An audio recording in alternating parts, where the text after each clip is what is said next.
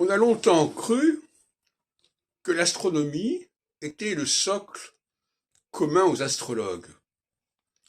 Mais c'est un socle beaucoup trop vague, puisque à partir de l'astronomie, il y a toutes sortes de possibilités, toutes sortes de critères.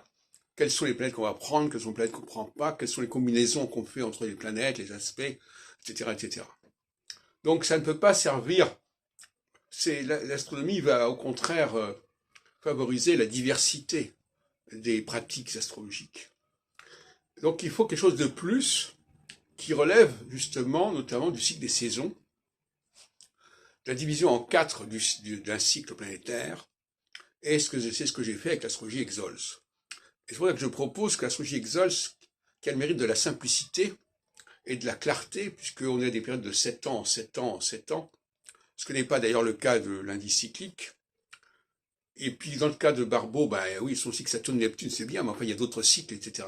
Donc là, il y a un cycle unique, qui n'est pas le résultat d'une synthèse, comme a fait Barbeau, entre 5 planètes, entre 5-6 planétaires, ce qui ne veut pas dire grand-chose, à mon avis, c'est une fantaisie, mais qui est l'étude d'une certaine planète qui, à mon avis, a vocation à être la planète par excellence de l'astrologie, et dont le cycle de 7 ans se comprend, 7 ans c'est comme une valeur qui est connue, le cycle de 7 ans c'est la division par 4 de ce cycle, par 4, par 2, comme pour les 4 saisons, etc. Bon.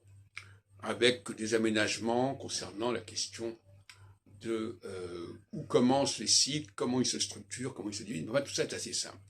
Donc je propose au milieu astrologique d'avoir cette référence globale, commune,